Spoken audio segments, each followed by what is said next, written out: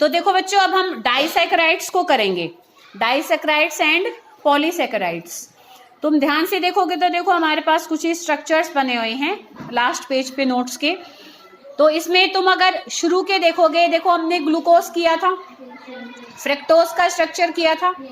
तो यहाँ ध्यान से देखो बेटा, ये उसी फ्रक्टोज का ना फ्यूरेनोस फॉर्म में, और ये इसका रिंग स्ट्रक्चर है, ठीक है ना। तुम देख सकते हो कि इसमें जो वहां पर हमारा फर्स्ट कार्बन, वहां CH2OH था ना, प्राइमरी एल्कोहलिक था। बेशक उस पेज को भी साथ में खोल लो बेटा, जिसमें फ्रक्टोज का ओपन चेन स्ट्रक्चर बना हुआ है।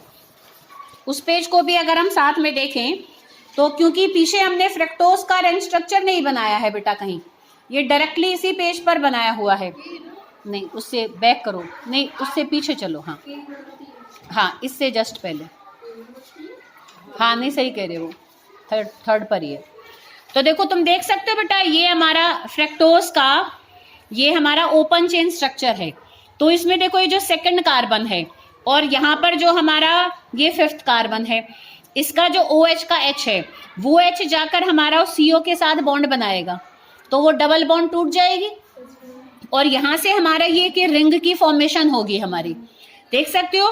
तो ये वाला O जाकर हमारा ये वाला जब इस कार्बन के साथ यहाँ बॉन्ड बनेगी ना, तो CH2OH को देखो हम साइड में बना देंगे। देखो ये जो इस रिंग स्ट्रक्चर में अगर तुम देखो, ये CH2OH हमारा लेफ्ट साइड में अगर आ जाएगा और ये राइट में है, तो ये तो इसकी अल्फा फॉर्म है। और अगर अपोजिट चला जाएगा, क्योंकि देखो अल्फा और बीटा में OH ग्रुप इधर राइट और लेफ्ट साइड में होते हैं ना, तो जब राइट साइड में OH ग्रुप होता है तो वो हमारा कैसा स्ट्रक्चर है, वो अल्फा फॉर्म है। और जब वो हमारा लेफ्ट साइड में होता है तो that is it's beta form, ठीक है। तो सेम उसी तरीके से स्ट्रक्चर बना हुआ है कि सेकंड कार्बन जो कार्बोनिल कार्बन था हमारा, वो उसने जाकर फिफ्थ कार्बन के साथ बॉन्ड बनाई है। और तुम देख सकते हो ये 1 2 3 4 और 5 मेंबर की रिंग बनी है, जिसमें एक मेंबर हमारा ऑक्सीजन है।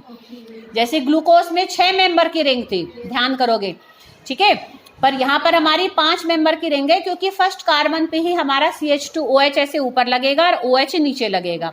अगर मैं उसकी हेवॉर्थ प्रोजेक्शन भी बनाऊं, हेवॉर्थ प्रोजेक्शन पता है ना बेटा, देखो ये फ्रक्टोज की साथ में बनी हुई है। इसको एज इट इज उठाकर इधर वाले लेफ्ट साइड वाले ग्रुप हमारे ऊपर की तरफ आ जाएंगे, और राइट साइड वाले सारे हमारे नीचे की तरफ आ जाएंगे। यहाँ तक कोई प्रॉब्लम?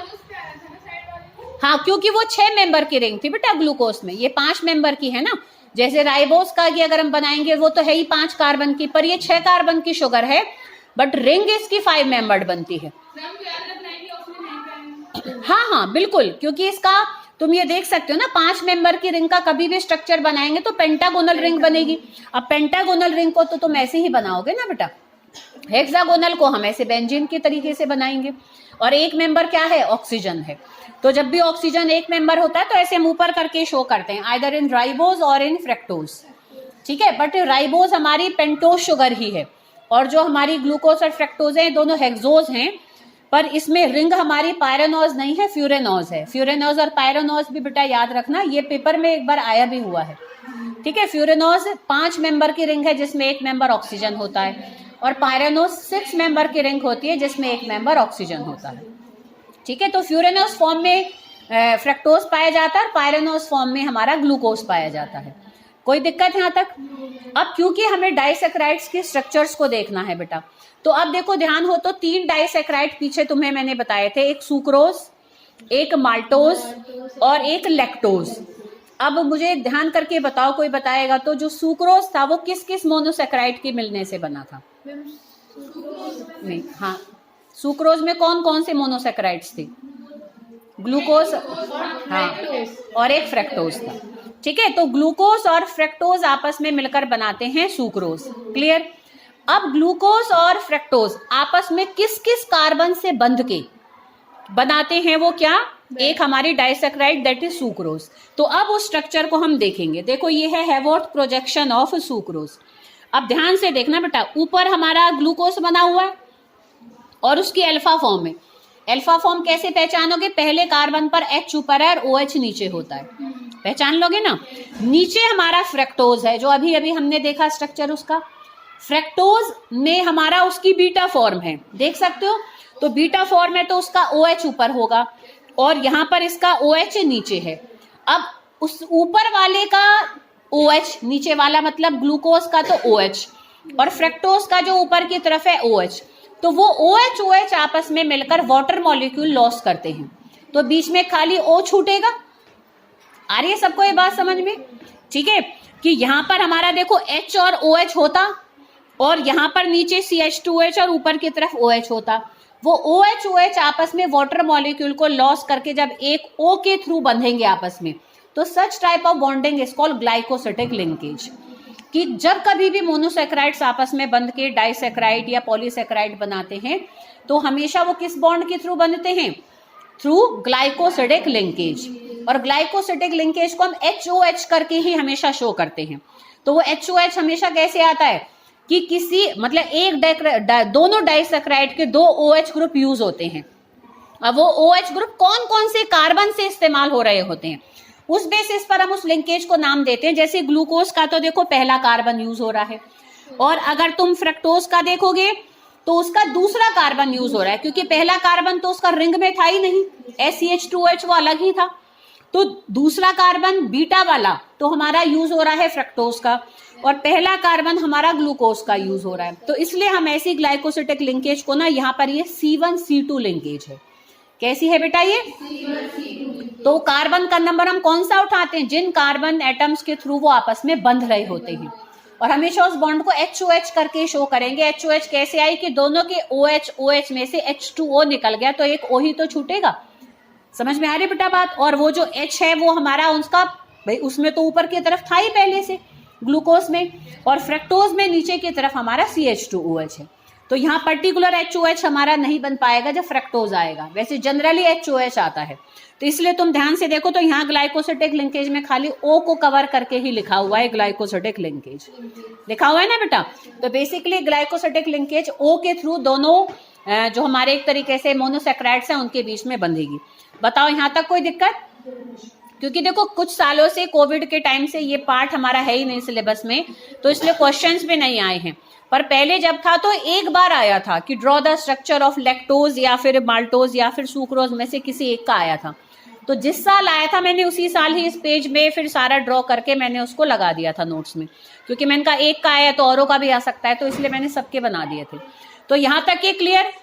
सबसे इजी है हमारे माल्टोज का। माल्टोज बताओ किस किस मोनोसैकेराइड? दोनों ही ग्लूकोज होते हैं, ठीक है। और दोनों ही ग्लूकोज तुम ध्यान से देखोगे तो यहाँ पर हमारे अल्फा वाले हैं, अल्फा वाले हैं, तो हम OH को कहाँ बनाएंगे? नीचे की तरफ, ठीक है।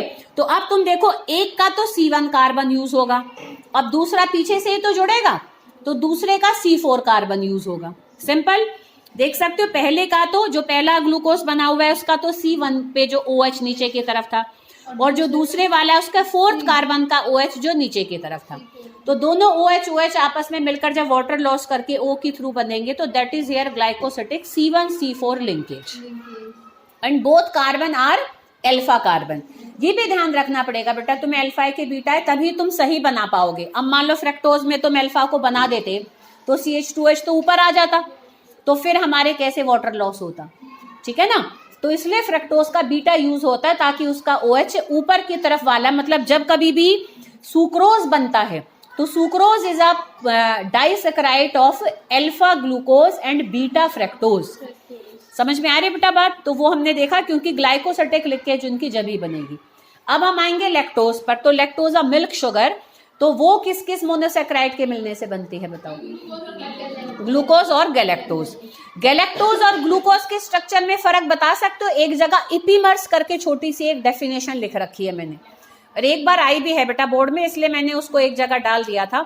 इपीमर्स क्या होते हैं बेटा? इपीमर्स वो होते हैं बेटा कि ऐसे दो हमारे आइसोमर्स की जिनका मॉलिक्यूलर फॉर्मूला सेम है और जिनके स्ट्रक्चर्स में सिर्फ 4th कार्बन के अराउंड अरेंजमेंट डिफरेंट है। तो अब ग्लूकोज को ही तुम बना दो और उसकी चौथे कार्बन पर बदल दो ग्रुप्स को।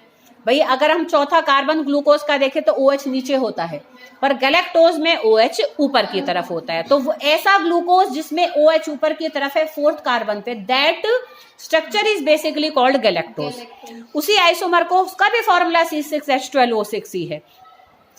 तो अभी तुम्हें इस चीज का आंसर भी बेटा मिल गया होगा। ग्लूकोज फ्रक्टोज नाम अलग अलग है but they all have same molecular formula because all are isomers, ठीक है बेटा। और फ्रक्टोज में कीटोनिक ग्रुप है और हमारे ग्लूकोज में एल्डिहाइडिक ग्रुप है। गैलेक्टोज भी एल्डिहाइड शुगर है, बिल्कुल ग्लूकोज की जैसी है, बस चौथे कार्बन के अराउंड उसकी अरेंजमेंट डिफरेंट होती है।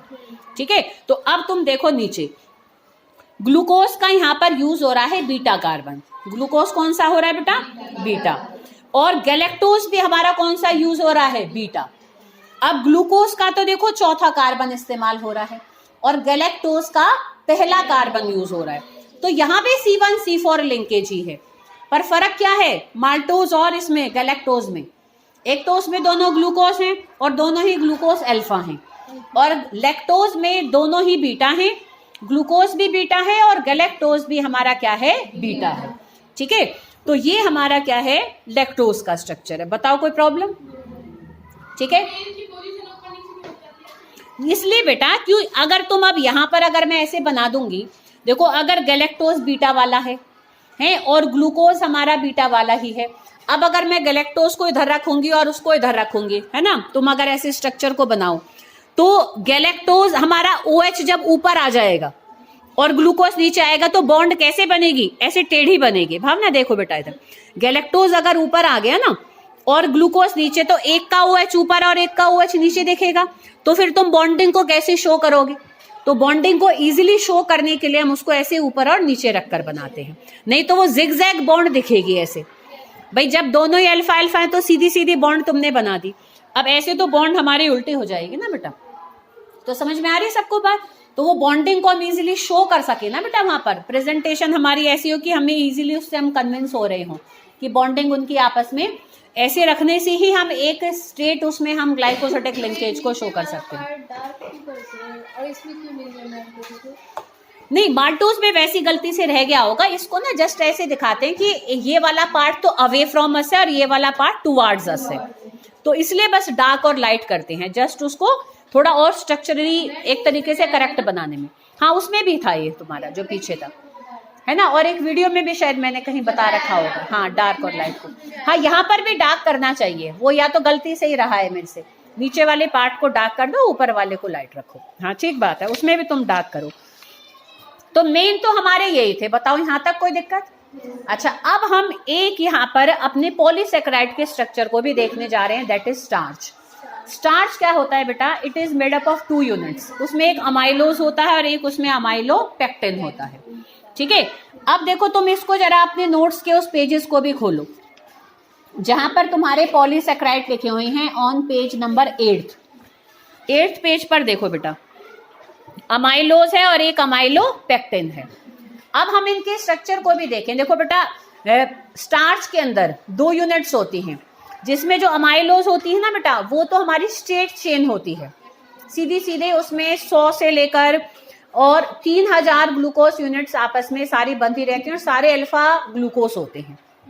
Starch is a polymer of only glucose. ठीक है, सारे अल्फा ग्लूकोज उसमें जब स्ट्रेट चेन के मैनर में लगेंगे। अब स्ट्रेट चेन के मैनर में कैसे लगेंगे?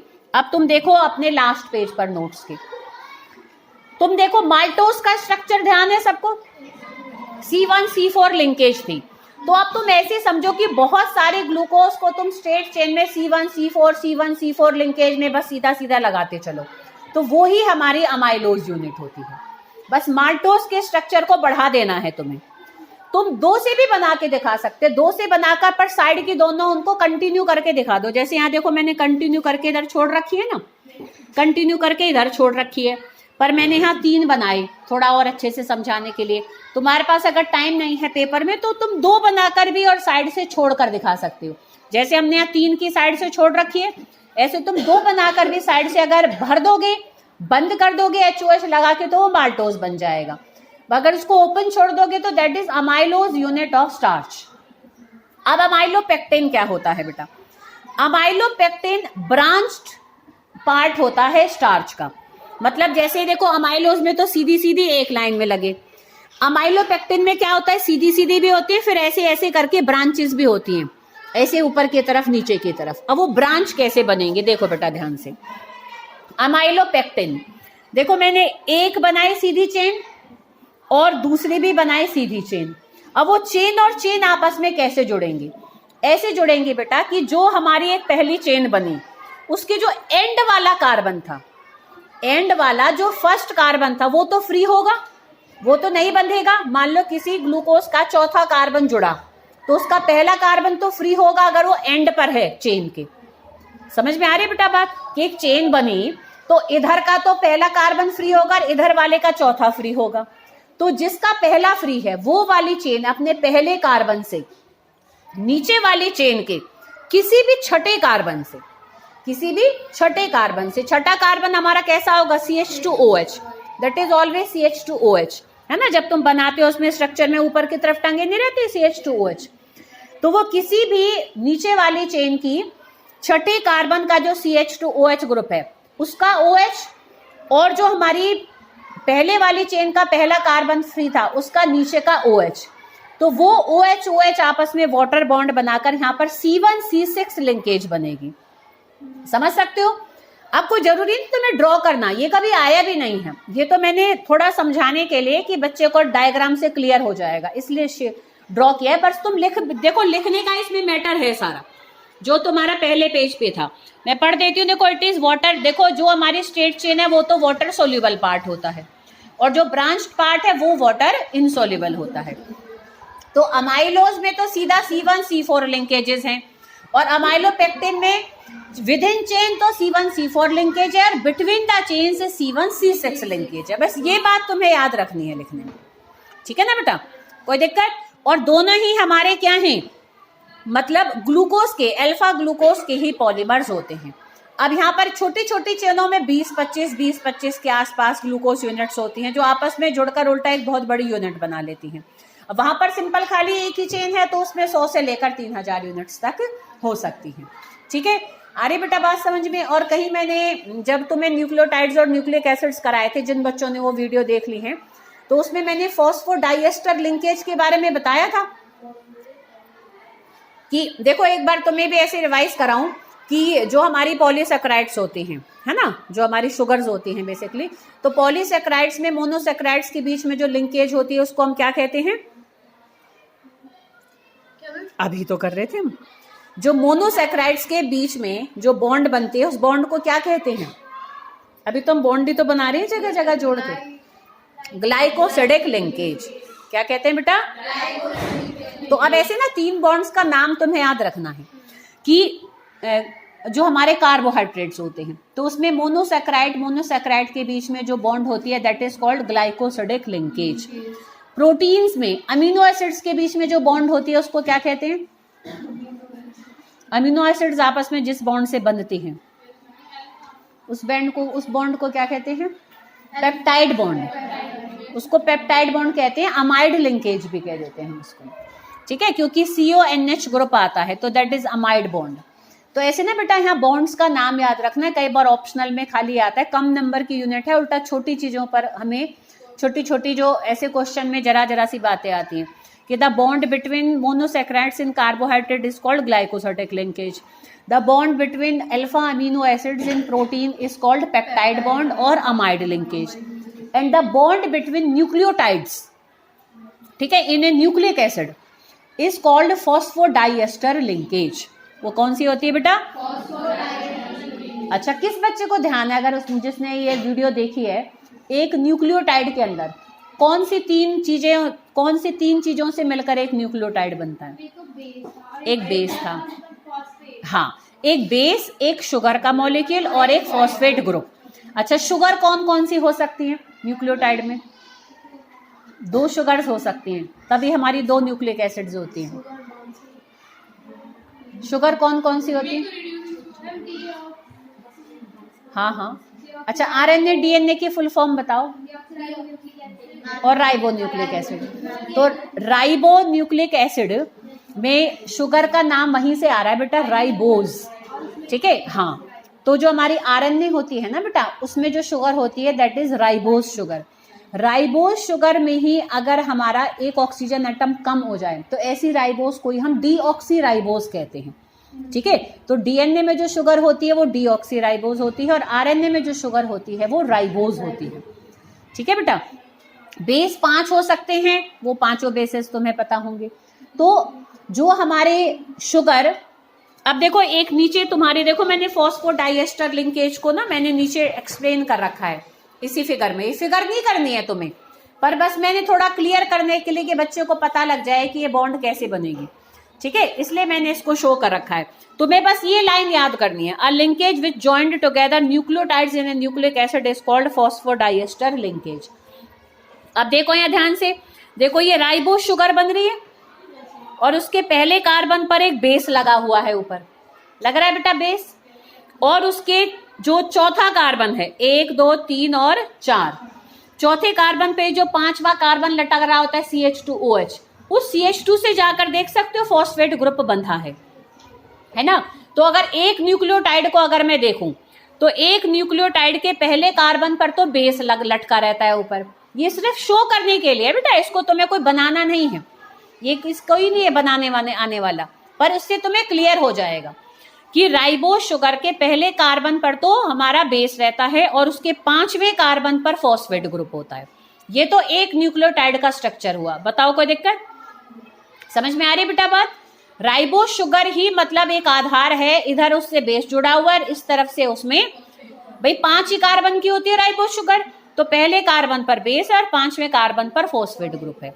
अब अगर हम ये देखना चाहें कि एक न्यूक्लियोटाइड दूसरे न्यूक्लियोटाइड से कौन से कार्बन के थ्रू बंधता है, तो अब तुम नीचे की तरफ देखो, इसी का ही जो हमारा देखो पहला दूसरा और तीसरा कार्बन था, अब ये एक न्यूक्लियोटाइड का जो तीसरा कार्बन था उस पर आकर दूसरे न्यूक्लियोटाइड के फॉस्फेट ने बॉन्ड बनाई, देख सकते हो बेटा, ठीक है, और ये भी अपने 5वें कार्बन से जुड़ा हुआ था, समझ रहे हो। अब तुम अगर ध्यान से देखो कि तुम्हें DNA RNA में एक बात बताई थी कि 3' एंड होता है और एक 5' एंड होता है, बताया था ना। तो वो 3' 5' एंड कैसे होता है, जब देखो एक पूरी चेन बन जाएगी तो एक का तो तीसरा कार्बन खाली होगा कि उस पर कोई नहीं जुड़ेगा, और एक का हमारा 5वां कार्बन खाली होगा कि जिससे आगे कोई नहीं जुड़ेगा, तो उस हिसाब से 3' और 5' एंड बनते हैं। तो जहां तुम देख सकते हो एक न्यूक्लियोटाइड के फॉस्फेट ने दूसरे न्यूक्लियोटाइड के तीसरे कार्बन से आकर बॉन्ड बनाए, तो that bond is called phosphodiester linkage, तो उसको हम फॉस्फोडाइएस्टर लिंकेज कहते हैं, ठीक है बेटा। तो this is all about disaccharides and polysaccharides, और एक हमने थोड़ा सा न्यूक्लियोटाइड्स को देखा।